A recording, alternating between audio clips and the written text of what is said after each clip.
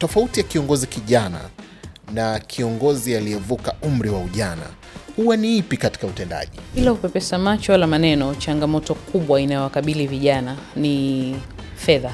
Ili mchakato wa kisiasa kweli uone kama kweli unakwenda kucontest na unakwenda kushinda, lazima uwe umeshiriki siasa vumbi. Yaani watu wanafanya uchawa kwa sababu wana njaa.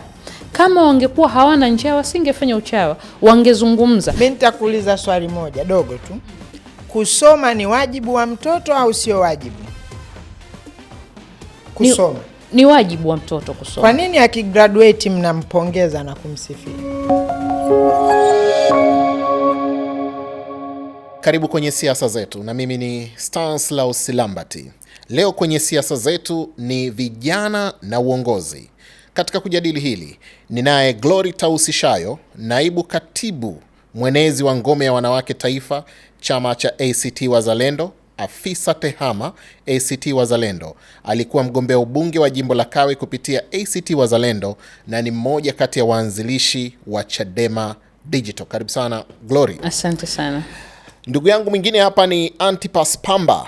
Yeye ni msaidizi wa mwenezi CCM mkoa wa Dar es Salaam, katibu UVCCM tawi la Milenia 3, lakini pia ni msanifu majengo.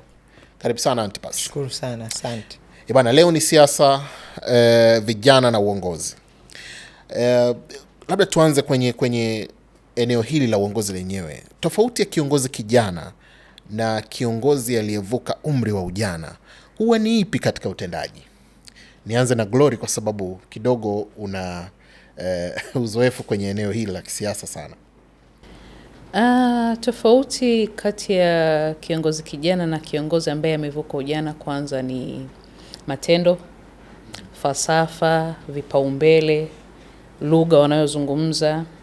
Wakati kiongozi ambaye tayari ameshavuka ule umri wa ujana, matendo yake au vipaumbele vyake vitajikita kwenye mawanda ya watu wa umri wake na vijana pia.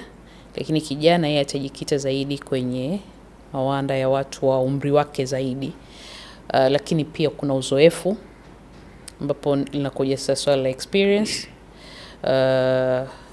Kuna swala pia la umri ambapo jambo kubwa ambalo linawatofautisha wawili hawa ni umri zaidi. Umri na vipaumbele na falsafa zao. Sawa sawa. Una maoni tofauti kwenye eneo hilo? Actually sio maoni tofauti, lakini tuseme tu wazee kwanza wana sifa ya utulivu. Jambo la kwanza lazima tukiri hiyo, wazee wana utulivu. La pili, viongozi wazee wana experience, uzoefu mkubwa kuliko vijana. Yako mambo mengi wameyaona, lakini kwa upande wa vijana sifa kubwa ambayo wanayo ni uwezo wa kufanya mambo kwa haraka. Sifa nyingine ambayo tunaiona kwa wazee wengi ni conservatives. Wanaita wahafidhina, watu ambao kwa kweli kubadilika inaweza ikachukua mchakato, na pengine sifa hii ni kwa sababu ya experience yao. Wameona mambo mengi, wametazama vitu vingi. Kwa hiyo hata judgment inapofanyika, wakiwa wanafanya maamuzi, wanakuwa na mambo mengi ya kuconsider. Kwa hiyo wanachelea kufanya maamuzi, na wengi wao wameonekana kuwa conservatives kwa maana hiyo. Lakini kwa vijana sifa hii ni vice versa. Vijana wengi wanatamani kufanya mambo, wanatamani kuona mageuzi, wanatamani kupata vitu vipya. Jambo ambalo kwa upande mmoja lina faida kubwa, kwa upande mwingine linakuwa na changamoto. Vile vile kwa sifa hii ya wazee kuwa conservative, kwa upande mmoja lina faida kubwa, kwa upande mwingine linaweza pia kuwa na changamoto kwa maana hiyo. Kwa uchache, faida ya kuwa na kwenye eneo hilo kama ulivyosema, ipi ya kuwa na vijana na ipi iwe ya wazee? Sasa uwezi ukaacha kimoja. Jambo hili haliwezi ukasema tunataka uongozi wa vijana peke yake, hatutaki uongozi wa wazee, kwa sababu unapokuwa kijana una sifa hiyo ya kutaka mageuzi. Lakini mara nyingi yuko jamaa mmoja anasema kadri unavyozidi kuishi na kuona mambo mengi, unanyenyekezwa zaidi. Unanielewa vizuri? Kwa sababu unakuwa na vitu vingi unavijua. Kuna mambo ambayo sisi kama vijana kwa kweli tunaweza tukayasema, tukakosoa na tukahitaji marekebisho, lakini wazee wakawa wameona vingi kuhusu mambo hayo, na wakawa wameona pengine marekebisho kwenye jambo hili ana athari hizi na hizi na hizi na faida hizi na hizi na hizi. Kwa hiyo sasa, ili upate uongozi wenye tija kabisa kabisa, ni lazima uwe na uongozi wenye vijana, uwe na uongozi wenye wazee, kwa sababu wazee watasaidia kwa sehemu kubwa kutazamisha kwamba jambo hili liliwahi kutokea mwaka fulani, likawa lina sababu hizi na hizi, na athari ni hii na hii na hii. Lakini wakati huo huo tunahitaji vijana, kwa sababu katika picha hiyo ya kuwa na wazee wenye fikra pana za kutazamisha zaidi, bado tunahitaji kupata mageuzi. Tunahitaji kizazi kipige hatua. Sasa ukiacha wazee peke yake, utakuta mahala tunashindwa kupiga hatua kwa kuogopa kutazamishwa. Kwa hiyo tunahitaji vijana pia at the same time, ili kubalance mambo haya mawili kwa pamoja, tuweze kupiga hatua kubwa kwa maana hiyo. Asante sana Antipas. Antipas, ni kama kuna sema ametupeleka kidogo. Glory, kwa mtazamo wako unadhani kwenye nafasi zipi wanapaswa kuwa wazee na nafasi zipi wanapaswa kuwa vijana? Sasa ukishasema nafasi zipi wanapaswa kuwa wazee, nafasi zipi wanapaswa kuwa vijana, unatengeneza matabaka. Lakini pia unatengeneza kitu ambacho tunakiita, natafuta neno sahihi la kutumia. Mimi naamini nafasi yoyote inaweza kushikwa na mtu yoyote kama tu ana vigezo vinavyomtaka kushika nafasi hiyo. Japokuwa kuna nafasi ambazo zinahitaji uzoefu. Sasa kwenye uongozi, kwa bahati mbaya au nzuri, ziko nafasi, kwa mfano labda za ndani ya chama au za nje ya chama. Kwa mfano nafasi ya ndani ya chama, kwa mfano nafasi kama ya mwenyekiti wa chama, unahitaji kuwa na mtu ambaye tayari ana uzoefu wa muda mrefu wa kukijua chama na mambo kama hayo. Lakini haikuzuii kumweka kijana kama tu naye pia ana uzoefu. Kwa mfano yuko kijana mmoja anaitwa Nasib Hilal. Kijana mdogo tu ambaye nadhani alianzisha kile chama kinaitwa Sada. Kijana mdogo wa miaka 29. Lakini ameweza kuanzisha chama cha siasa. Ni kijana, pengine hana uzoefu mkubwa kwa miaka 29, hana uzoefu mkubwa. Pengine amepata uzoefu akiwa chuoni na sehemu nyingine. Ni kijana na ameweza kufanya kitu kama hicho. Kwa hiyo binafsi ninaweza kusema kwamba tusiweke ubaguzi wa nafasi, kwamba nafasi fulani anaweza akashika kijana, nafasi fulani anaweza akashika mzee au mtu mzima. Japokuwa ni kweli wanasema Waingereza, with age comes experience. Lakini je, huyu kijana yeye atapata lini experience ya kinyimwa kushika nafasi fulani? Kwa hiyo tusiweke huo ubaguzi. Glory anasema tusiweke ubaguzi. Wewe kuna nafasi mahususi unaona inapaswa kushikwa na kijana na nyingine si kwa kijana? Hauwezi ukasema nafasi mahususi, jambo hilo linakuwa mtambuka. Huwezi ukasema kwamba nafasi hii ni ya kijana, hii ni ya mzee. Lakini Mwalimu ametufundisha jambo. Mwalimu Nyerere anasema ni vizuri viongozi watu wazima wakaanza kulea kizazi cha vijana taratibu taratibu, huku wanawaona wakati wao wanataka kuachia taratibu, kwa sababu huu mchakato sio mchakato wa kung'oka tu leo. Ni mchakato ambao unapokuwa na kizazi ambacho sasa unaona hichi kizazi kinaendea mwisho, huwezi kuja kusema leo haya tuanze tutoe tuweke. Unatoa taratibu, huku unapandisha mwingine pale taratibu taratibu. Sasa kwa mfumo huo Mwalimu anatukumbusha kitu kwamba kama tunakiri uongozi ni kupokezana vijiti na unaanza kutoka ngazi za chini kwenda juu, mathalan kwenye vyama vya siasa, unapokuwa na vijana lazima tukubali vijana wataanza kwenye ngazi hizi za chini za jumuiya.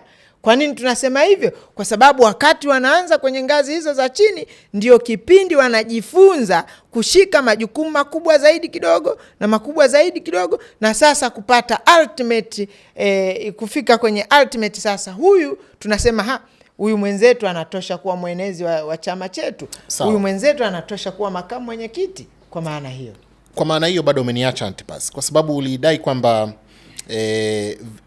kuna nafasi ambazo zinahitaji experience na kuna nafasi ambazo kijana anaweza kaingia pasipo kuwa na experience. Kwa lugha nyingine, mimi nitakutajia moja kwenye Chama cha Mapinduzi. Ukitaka kuwa makamu mwenyekiti wa Chama cha Mapinduzi, nafasi ile kwa kweli, kuzungumza ukweli wa rohoni, ni nafasi ambayo wazee kwa sehemu kubwa wanakuwa na sifa zaidi kuliko vijana. Kwa tunakubaliana kuna nafasi kumbe vijana hawawezi kushika, na zipo nafasi ambazo tukiwapa wazee sana vile vile wanakosa sifa bora, mfano ukuu wa wilaya. Ndicho nilichokuwa natamani unijibu sasa Antipas. Kwa hiyo lazima tukubaliane kwamba yako majukumu yanayohitaji kukimbia kwa kasi zaidi, kwa sababu kinachojadiliwa hapa ni sifa stahiki za kutekeleza katika nafasi husika. Sasa kuna nafasi zitakuhitaji ukimbie kwa kasi zaidi. Mtu pekee ambaye anaweza kufanya kazi hiyo kwa ubora zaidi ni kijana. Kwa hiyo tutakubaliana ziko nafasi hizo. Ukuu wa wilaya, nafasi zinahitaji mchaka, asubuhi, mchana, jioni. Watu wamepata ajali pahala fulani, unakimbia. Watu wanahitaji kusikilizwa, unakimbia. Lakini lazima tukubaliane pia ziko nafasi. Kwa mfano nimekutajia nafasi ya makamu mwenyekiti wa chama chetu cha Mapinduzi. Unapokuwa makamu mwenyekiti wa Chama cha Mapinduzi, mathalan unakuwa mwenyekiti wa kamati ya usalama na maadili ndani ya chama, wewe ndio tunahitaji busara zako. Watu wanapokosea ukae chini tuwajadili, na wewe ukiwa kama kiongozi mkuu wa kikao kile. Sasa tunapiga picha katika mazingira ambayo tumeshazungumza. Vijana wanapenda kuona mageuzi. Vijana ni watu wanaopenda mambo yatekelezeke kwa haraka. Pengine hatuhitaji zaidi judgments, tunahitaji kuona matokeo. Unajiuliza, nafasi ile kijana anaweza kuishika kwa uweledi mkubwa au mzee anaweza kuishika kwa uweledi mkubwa? Sasa nafasi hizo ukitaka kuzichambua, pengine unaweza ukawa na lundo kubwa, lakini kikubwa ni sifa stahiki. Kwamba sifa hizi kwa nafasi hii tunamwona kijana. Na ndio maana ndani ya Chama cha Mapinduzi nafasi ya uenezi, idara ya siasa na uenezi, mara nyingi nafasi ile utaona vijana wanatumika katika nafasi ile kulingana na sifa na majukumu yanayohitajika kutekelezwa katika nafasi husika. Sawa. Glory, kwa mtazamo wako, unadhani ni mambo gani ambayo yanawakabili vijana inapelekea wanakosa nafasi za uongozi wa kisiasa? Bila kupepesa macho wala maneno, changamoto kubwa inayowakabili vijana ni fedha, uwezo mdogo wa kifedha. Kwa sababu ili kuweza kufikia nafasi fulani za uongozi unahitaji kuwa na fedha. Kwa mfano, unapoamua kugombea, maana yake unataka kugombea kwa mfano uongozi wa jimbo, udiwani, ubunge, uraisi, ni daraja la kukufikisha kwenye nafasi nyingine ya uongozi.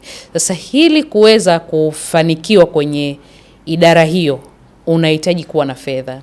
Kwa hiyo changamoto ambayo inawaathiri sana vijana wengi ni changamoto ya kifedha.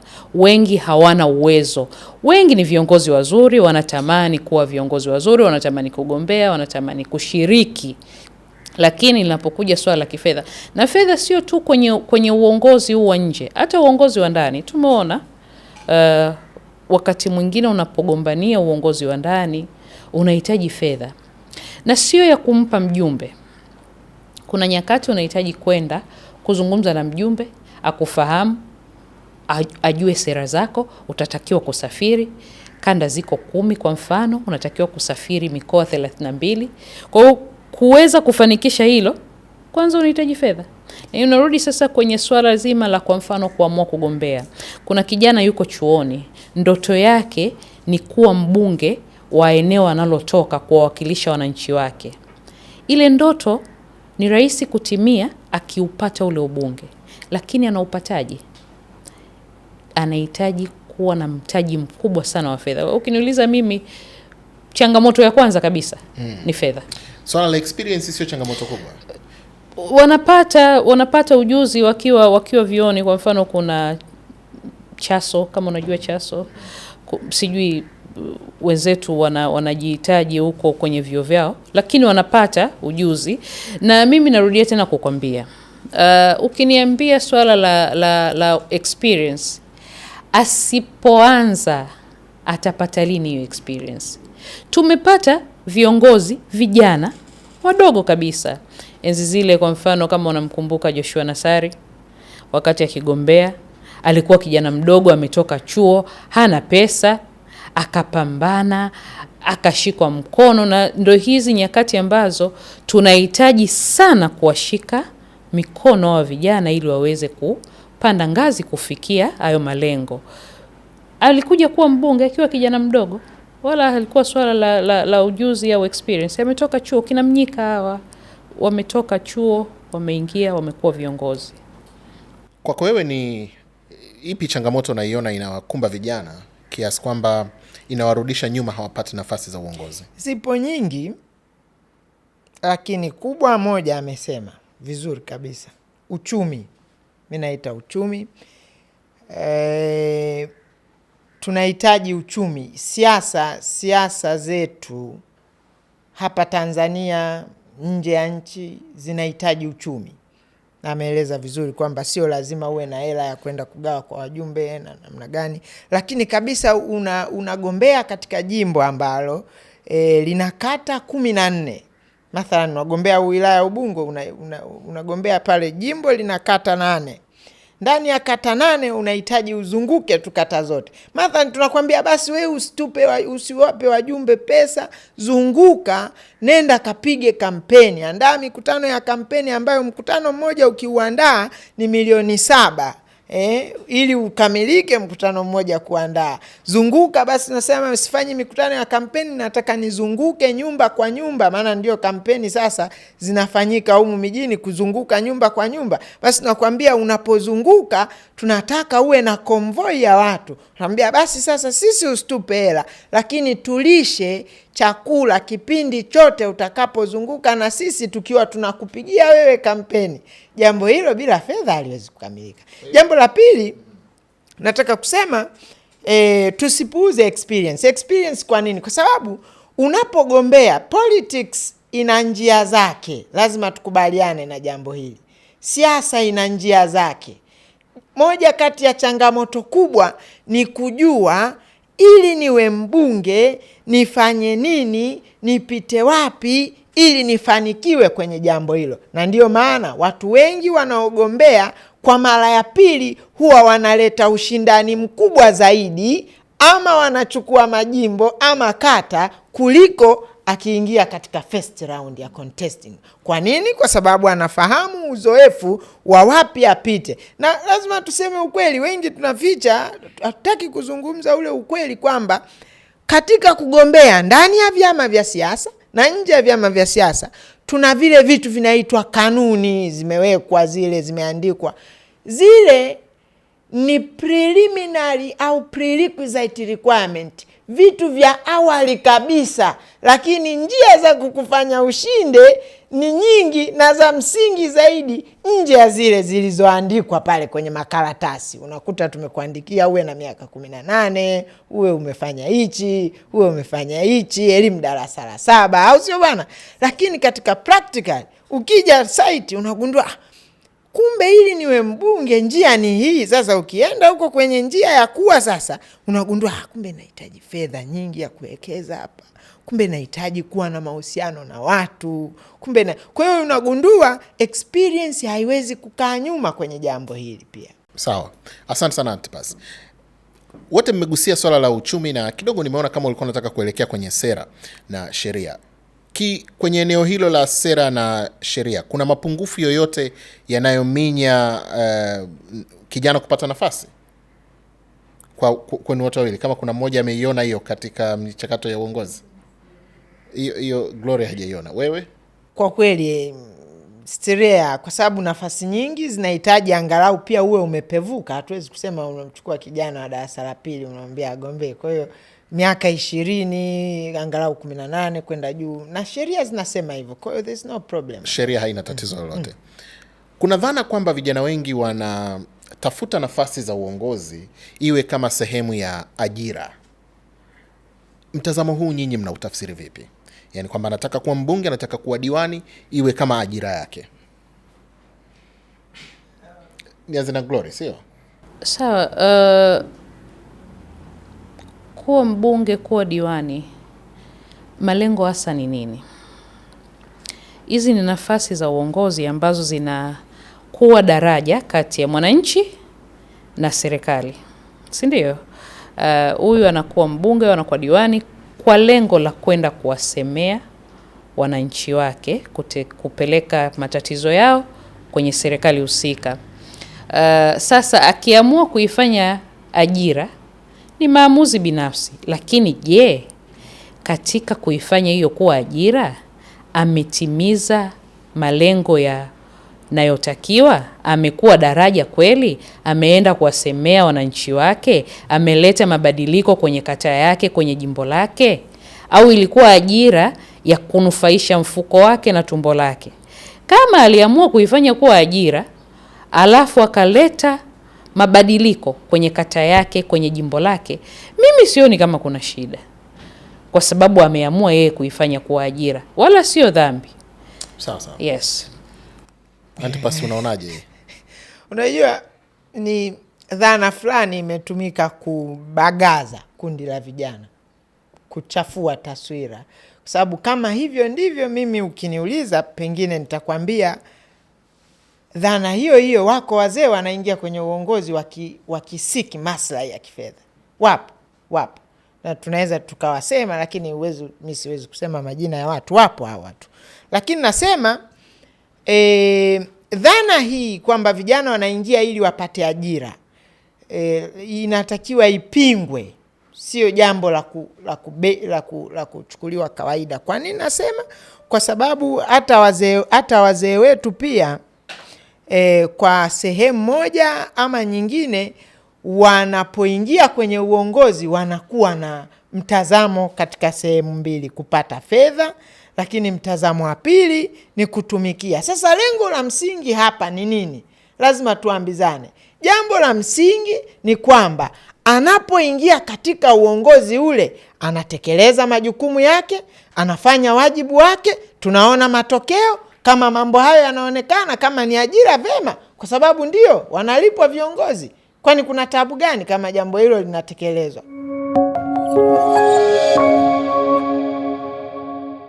Naam, hii ni Siasa Zetu na mimi ni Lambert. Hapa nimeketi na ndugu yangu Antipas Pamba, msaidizi mwenezi CCM mkoa wa Dar es Salaam, katibu UVCCM tawi la Milenia, lakini pia Glory Tausi Shayo, naibu katibu mwenezi wa ngome ya wanawake taifa ACT Wazalendo, pia ni afisa tehama kwenye chama hicho hicho na alikuwa mgombea ubunge jimbo la Kawe kupitia ACT Wazalendo na ni mmoja kati ya waanzilishi wa Chadema Digital.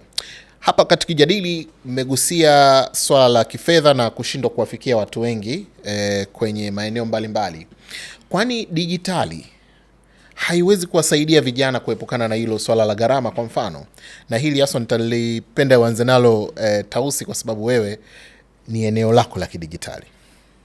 Kusema ukweli kabisa, dijitali imesaidia sana kupunguza vizuizi hasa vya kijiografia. Kwa mfano kusafiri kwenda maeneo mbalimbali.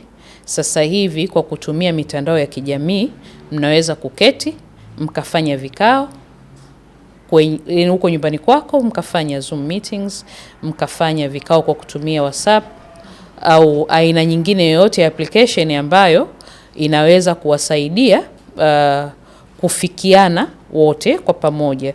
Kwa hiyo dijitali, kusema ukweli kabisa, imesaidia sana kupunguza hivyo vizuizi, na kwa kupunguza vizuizi hivyo vya kijiografia, maana yake pia unapunguza changamoto zile za kiuchumi ambazo kijana anakabiliana nazo, changamoto za kifedha. Sasa hivi vijana wanaweza kuwasilisha mawazo yao kwa njia za kidigitali, wanaweza kukaa wakafanya vikao vyao, na lakini pia kupitia hizi digital platforms wanaweza pia wakapata taarifa mbalimbali za serikali, wakazijua sera, wakazisoma, kwa sababu sasa hivi ofisi nyingi za serikali ziko na website. Ukiingia unakutana na sera mbalimbali, unazisoma, sheria unazisoma, unazifahamu kupitia hizi digital platforms. Kwa hiyo kusema ukweli kabisa, digital imesaidia sana kuondoa vikwazo vingi vya kiuchumi na vya kijiografia kwenye masuala mazima ya siasa. Sawa, Antipas, digitali na teknolojia imewasaidia vijana ama imewadhoofisha kwa sababu ya misinformation na propaganda? Kama tunazungumzia digitali, lazima tuzungumze katika dhana zote. Moja, imesaidia, lakini mbili, imekuwa sehemu ya kuvuruga vijana. Lazima tuzungumze katika hali zote hizo mbili. Sasa tukizungumza katika kusaidia, digitali inasaidia upatikanaji wa taarifa kwa urahisi. Sasa the other challenge ni kwamba credibility ya information ambayo inatolewa. Sasa tumepata taarifa, je, taarifa hii ni sahihi? Hilo ni jambo lingine. Lakini ukizungumza kwa upande wa siasa na digitali, kwa kweli tunasema digitali ni sehemu ya siasa. Siasa sisi ambao tunajifunza, siasa ziko za aina mbili kubwa.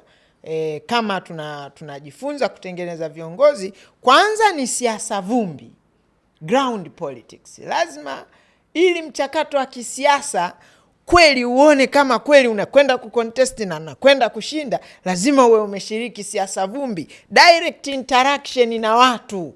Sio ile bana tunaonana kwenye kideo na wewe utafahamu. Miongoni mwa challenge kubwa ambayo tunakumbana nayo, hata tukisema leo tufanye online meeting, sense of seriousness ya watu, na tukasema tufanye mkutano wa watu 200 hapa, afu tukaambia tufanye Google meeting ya watu 50, ushiriki wa watu practically ground, kunakuwa na ile interaction kwa sehemu kubwa. Lakini lazima tukiri kwamba wakati ambapo umekwisha fanya hizi ground politics, tunahitaji mitandao ya kijamii kuendelea kusisitiza, kuendelea kusogeza agenda, kupushi agenda. Na kwa kweli mitandao ya kijamii inatusaidia kusambaza ideology.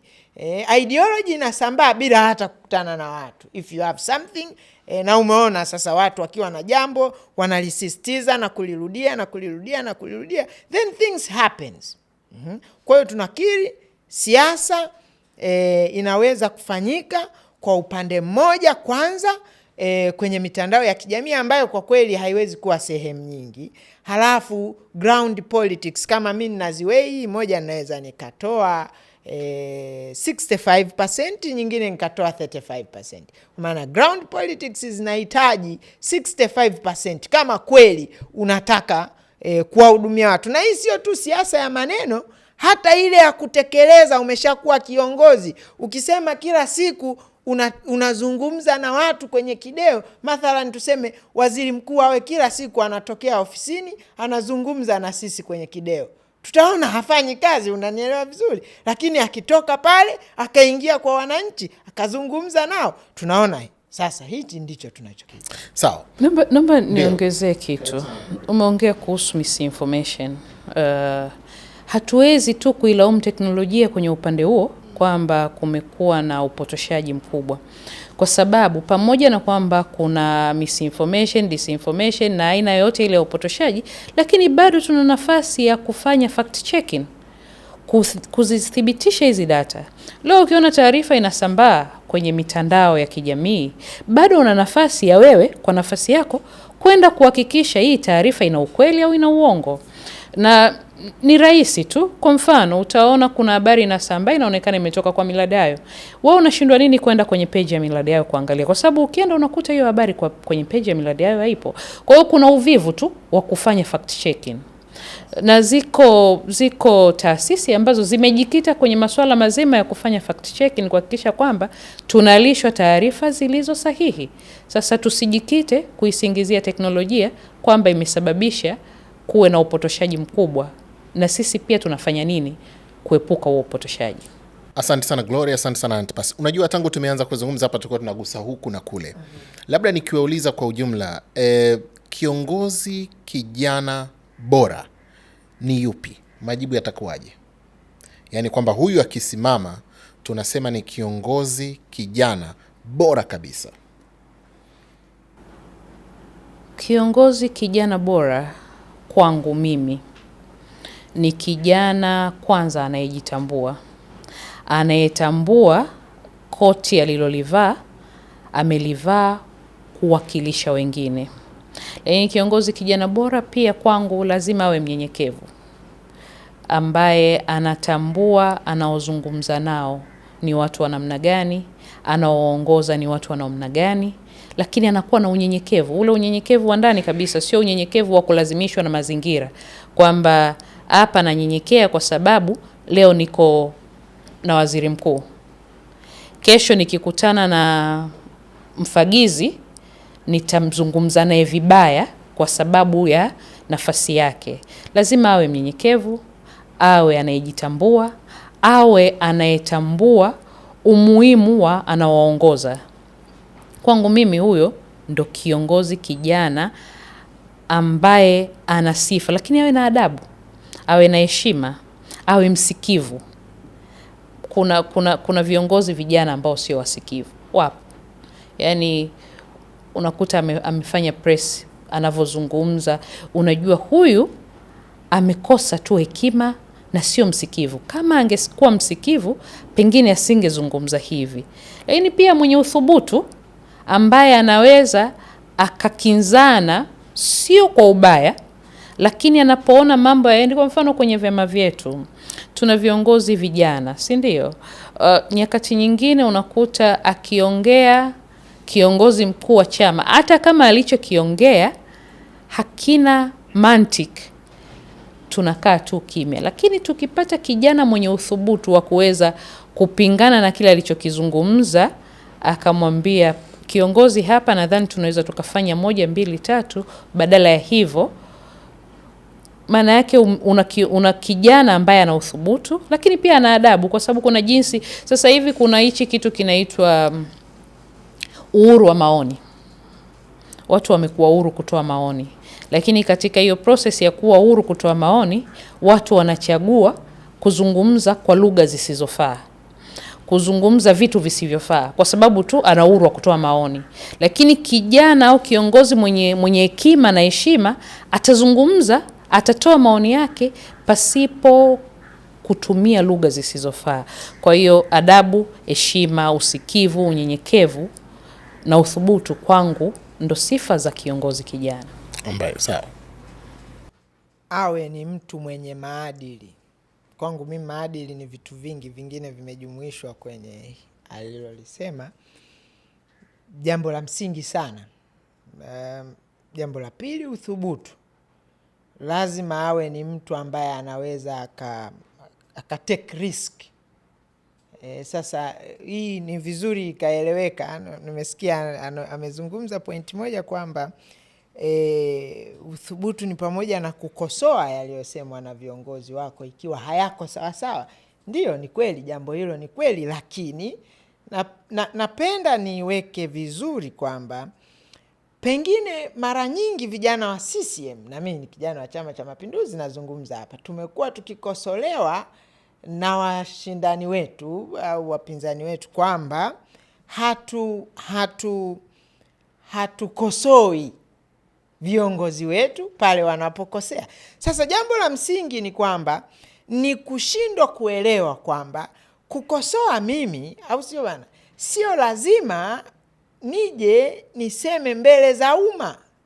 Tumetofautiana trainings. Vyama vya siasa vina falsafa. Vyama tawala kwa asili yake ni vyama tulivu. Vyama tawala, ukiwa chama tawala lazima uwe ni chama cha utulivu. Mara nyingi inakuwa hivyo. Kwa hiyo sasa watu wanatamani Na actually vijana wenzetu wanatamani kuona kwamba labda kesho mwenyekiti wa UVCCM taifa ametoka anamkosoa rais wa Jamhuri ya Muungano wa Tanzania, lakini tuna vikao halali ambavyo kwa hivyo anaingia, pengine kama ana hoja anasema, lakini viongozi wangu kuna 1, 2, 3, 4. Lakini sasa tumekuwa na hii nadharia, na mimi napenda kuiclear out isieleweke hivyo. Tunakosoa, tunatoa maoni mbadala. Kwa hiyo nasema vijana lazima wawe na uthubutu, wawe waadilifu.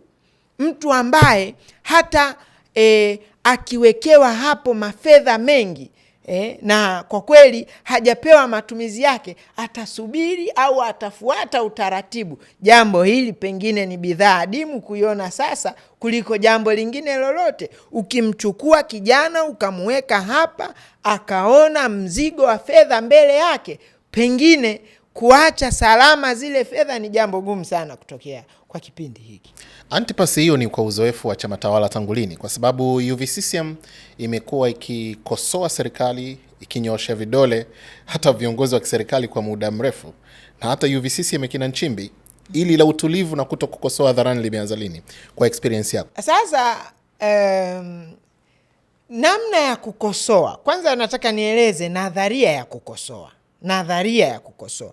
Unapokosoa, wanafalsafa wameandika kabisa, anayekosolewa anakuwa katika position ya kurepel.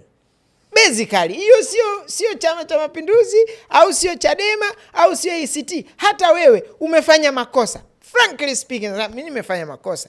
Lakini utakapoenda kukosolewa, kwanza utapata aibu pengine, lakini mbali na aibu utarepel kupokea na jambo lile. Sasa kwa mantiki hiyo, lazima ukosoaji uwe unafanyika kwa utaratibu maalum. Na unasema wazee wetu walikuwa wanakosoa huko nyuma na sasa hivi hatukosoani. Hapana, sasa hivi tunakosoana.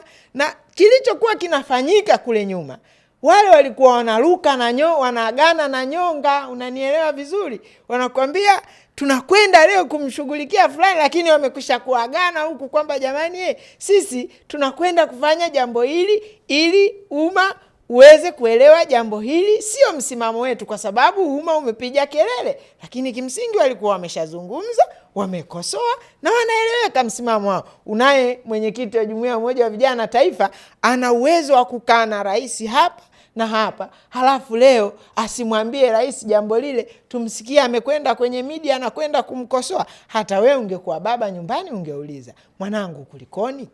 Siku hizi amwagani na nyonga.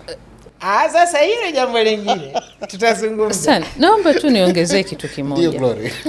Mimi naposema tukosoe, sijasema ni lazima tukosoe kwenye kamera. Mnaweza mkakosoana ndani ya vikao vya vyama vyenu, lakini kama alivyosema Stans kwamba mmeanza lini haya ya kusema mnakosoana tu ndani ya vyama? Kwa sababu tumeona Aliapi alizungumza akimpiga Kinana kipindi kile, si ndio? Tumeona hayo yakifanyika kwenye vyama vyenu, na sio dhambi. Dhana tunayozungumza hapa sio dhambi kijana kuamua kukosoa viongozi wake. Mimi hoja yangu ni moja, tukosoe kwa heshima, tukosoe kwa kutumia hekima. Hata kama ni uhuru wa maoni au kwamba sijui taasisi hiyo ya nini najihitaji Jumuiya ya Umoja wa Vijana wa CCM, hata kama mmeamua leo kukinzana na maamuzi ya viongozi wenu, basi mkinzane kwa hekima, sio kama ambavyo tumekuwa tukiona huko nyuma kwa chama chako. Lakini simaanishi kwamba lazima muongee mbele ya kamera. Hata ndani ya vikao vyenu vijana wasinyimwe nafasi ya kuzungumza, wapewe nafasi ya kuzungumza. Sawa. Kumekuwa na dhana ya vijana wengi sasa hivi ni machawa. Yaani hawazungumzi hoja ila wanafanya uchawa. Na hii ni kwa pande zote. Vyama vyenye mawazo kinzani na hata chama tawala. Kwani uchawa una tatizo lolote? Mimi ukiniuliza nitakwambia una tatizo. Kwa sababu bahati mbaya sana ya kuwa na kufanya uchawa ni kwamba kwa lugha nyepesi, unafunga macho sehemu unayotakiwa kutizama. Basi kwamba hapa unajua kabisa huyu kiongozi amekosea. Wewe unaenda unamwambia kiongozi, hujakosea. Hawa wanaozungumza hawakupendi tu, wanakuonea wivu. Ukijua fika kwa kile unachokizungumza au unachomwambia yule kiongozi, unanufaika kwa namna moja au nyingine. Na uchawa ni zao tu la njaa. Period. Hakuna yani watu wanafanya uchawa kwa sababu wana njaa. Kama wangekuwa hawana njaa wasingefanya uchawa, wangezungumza. Lakini pia uchawa ni zao la uoga. Naogopa nikisema ukweli nitachukuliwa hatua fulani. Hatua hizo kwangu hazitanineemesha. Na uchawa sio tu kwenye uongozi, hata maofisini unaona kabisa bosi anakosea. Lakini bosi wako, kwa sababu wewe unamjua, yeye anapenda kusifiwa muda wote. Unatamani kumwambia, mkuu, hiki unachokifanya hapa, tukienda njia hii tutapotea. Mko kwenye media, si ndio? Kuna taarifa nyingine unajua kabisa, unamwambia mkuu, hii taarifa ngoja kwanza tuiverify ndo iende huko. Tukiitoa hii kama ilivyo itatuletea shida. Anaziba masikio. Na wewe huwezi kumwambia kwa sababu unaogopa, nikimwambia huyu majibu atakayonipa au hatua atakazochukua hazitakuwa njema kwangu. Kwa hiyo kuna uoga na njaa. Tukiondoa uoga na njaa, uchawa unaondoka na wenyewe automatically. Ndugu yangu Antipas, pengine mjadala mkubwa ambao mimi nafikiri hata swali hili ingeulizwa, wengi wanadhani vijana wa UVCCM ni machawa, lakini mimi napenda tujadili uchawa ni nini hapo kwanza. Sasa uchawa kwa jinsi msamiati huo ulivyoletwa, ni kusifia, wengi wanasema ni kusifia mambo fulani, pengine kwa kupitiliza, pengine ni kusifia ili upate maslahi fulani, upate gains fulani ambazo wewe unadhani utazipata. Kwa sababu kwa tafsiri nyepesi, chawa anakaa kwa mtu, yule mdudu yule anakaa kwa mtu pamoja na mambo mengine, na yeye lazima anufaike kwa namna moja ama nyingine kwa huyo mtu. Lakini bahati mbaya, kama hiyo ndio tafsiri sahihi, wakati fulani tumekuwa tukiipotoa hiyo tafsiri, kwa sababu leo hii ukisema tu mambo yaliyotendwa na serikali, mimi nimewahi kwenda pahala na visit sana media, nimefika pahala nikasema, kipindi hiki chama chetu tumetekeleza ilani kwa sehemu kubwa, tumejenga SGR, tumekamilisha hydroelectric power station ya Julius Nyerere, nikataja mambo mengi kweli. Halafu jamaa mmoja ile posti ikapostiwa, nikaja nikakuta chawa huyu, chawa wa kijani na nini, pengine na vikosi fulani vya wahuni vinaratibiwa mtandaoni kusema hivyo. Mimi naita wahuni kwa sababu sio definition ya uchawa. Kama uchawa ni kusifia mambo yaliyokwisha kufanywa, hapo tutakubaliana. Na nimewahi kukosoa, nikasema tunao vijana wetu wa Chama cha Demokrasia na Maendeleo, wao huwa wanakaa chini wanamsifia Lissu. Sasa huyu chuma anajua sheria, mtu madhubuti kusimamia haki. Lakini hatujawahi kusema hawa ni machawa. Lakini mimi nikisema leo tumejenga Julius Nyerere hydroelectric power station, kitu ambacho naweza nikakubeba hapa kwa unaona ile tumejenga sisi, Chama cha Mapinduzi ikiwa msimamizi mkuu wa serikali, tukakupeleka pale, unaona ile SGR imeanza kufanya kazi, chama chetu kikiwa msimamizi mkuu, mtu bado atakuita chawa. Kwa hiyo nataka kueleza nadharia hii isipotoshwe. Uchawa kwangu mimi mathalani ni kukataa ukweli na kumsifia kiongozi kwa mambo ambayo si hakika, sio kweli mambo yale, ili wewe ufaidike. Sawa. katika hali fulani. Unakubaliana kwamba kusifu viongozi ni jambo jema? Ni jambo jema, sio hapa tu, hata Mungu mbinguni anasema, nanyi msalipo salini hivi: Baba yetu uliye mbinguni, jina lako litukuzwe, ufalme wako uje, mapenzi yako yatimizwe. Zote hizo ni sifa. Halafu mwishoni unamwambia utupe leo riziki yetu ya kila siku. Vile vile ukienda kwa Waislamu ukazungumza nao kwenye sala ya Isha, wanasema Mwenyezi Mungu mtukufu, mwingi wa rehema, na kadhalika na kadhalika. Halafu anasema utupatie riziki yetu. Unanielewa vizuri? Kwa hiyo kusifia si jambo baya. Dhana umesifia nini? Ni kweli ulichokisifia kipo, ama unapotosha kwa maslahi fulani fulani? Hiyo ndio dhana tunayotakiwa tuitazame. Kama unaionaje dhana hii, Glory? Kwanza tunasifia kiongozi kwa sababu gani? Tuanzie hapo. Yaani hizo sifa zinakuja kwa sababu gani? Mmejenga SGR, mmejenga bwawa la Mwalimu Nyerere.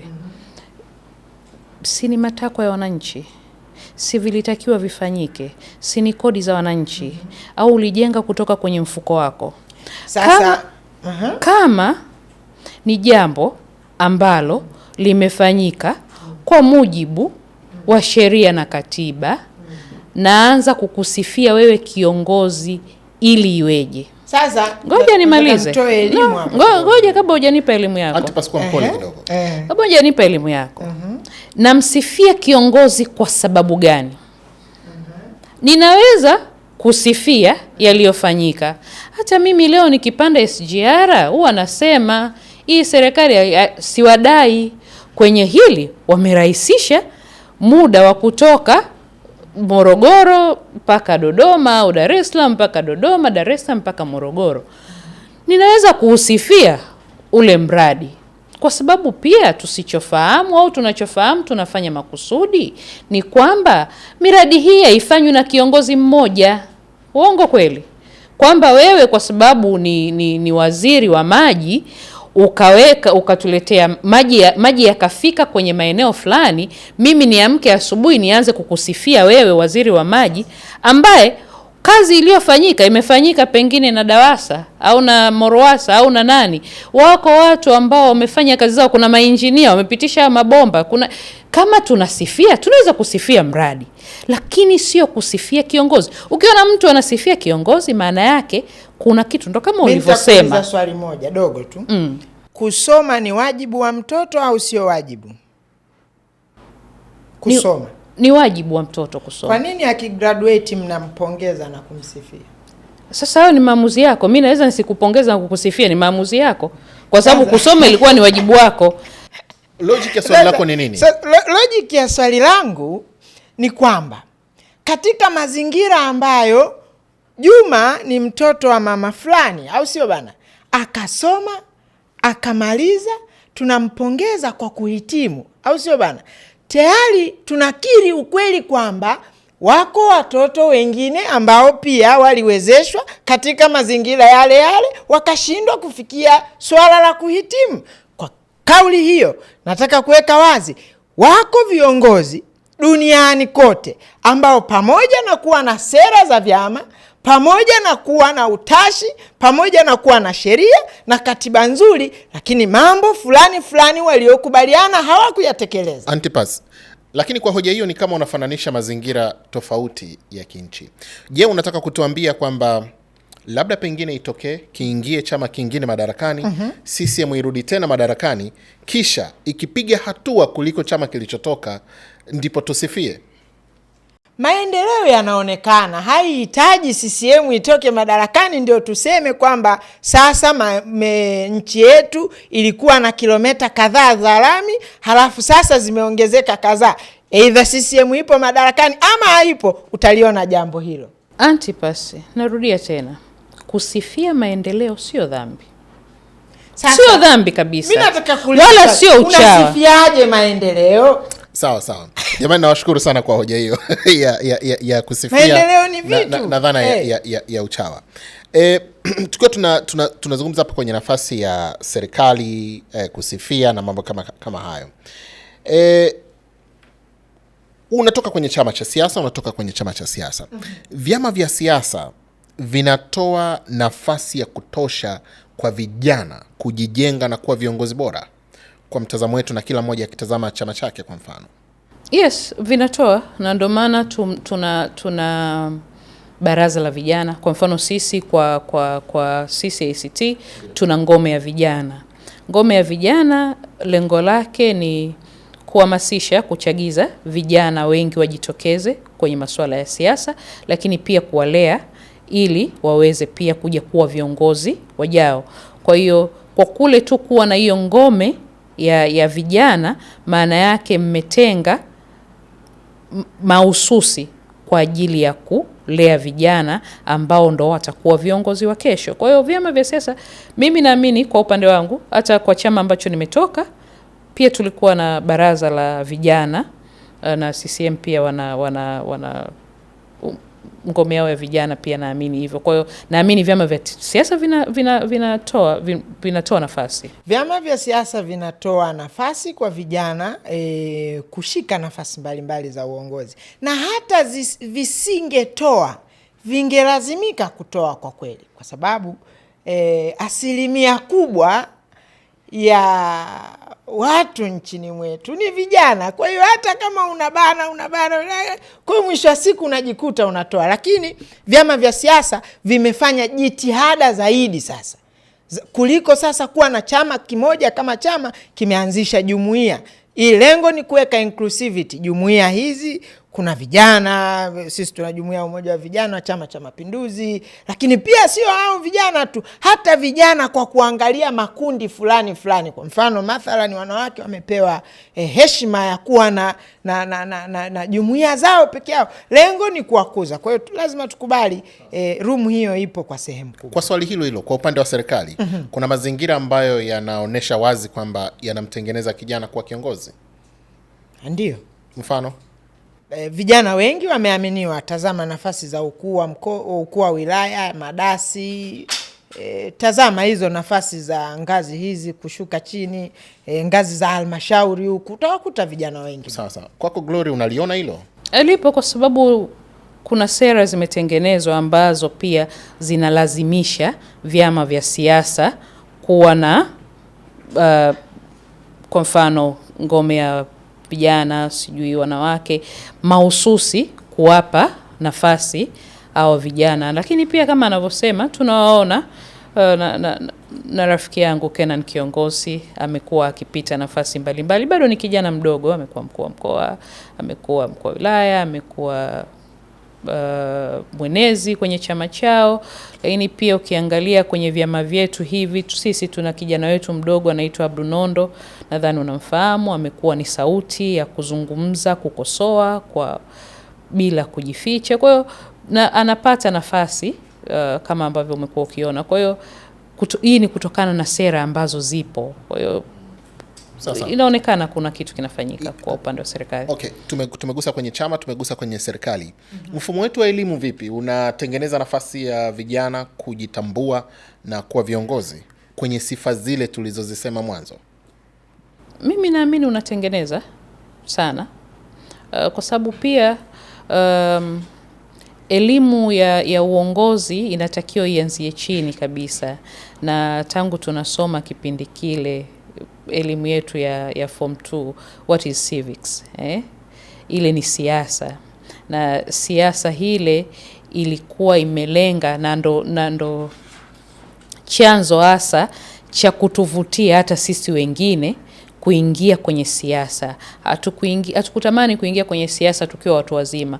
Tangu tunasoma what is a government, ukisoma ile definition unasema okay, kwa na mimi nikija kuwa wa umri fulani nitatamani kuja kuwa sauti ya wengine hivyo. Kwa hiyo ukiangalia pia vioni kuna vikundi mbalimbali vinaanzishwa vya wanafunzi vyenye mlengo kabisa wa kisiasa, kwa lengo la kukuza vijana kwenye nafasi mbalimbali za uongozi. Kwa elimu inachangia na ina nafasi kubwa sana ya kuandaa kijana mzuri kwenye uongozi.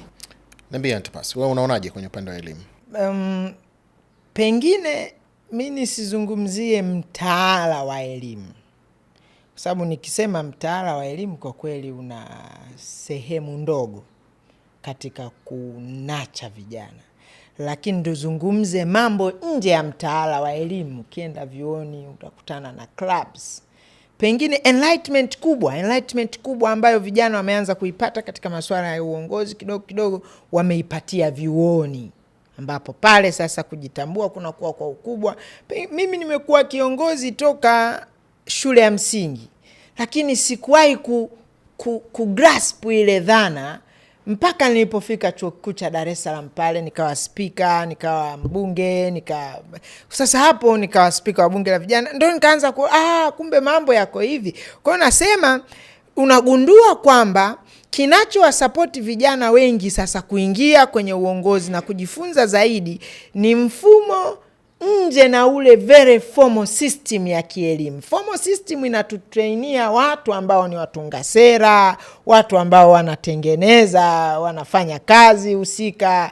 Kwa mfano elimu za vyuo vikuu zinatengeneza watunga sera hasa kwa sehemu kubwa. Elimu za vyuo vya kati vinakwenda kututengenezea watu ambao wanafanya day to day operation. Lakini uko mfumo nje na ule wa elimu formal ambao chuoni pale utakuta watu sasa wanahitaji viongozi wao.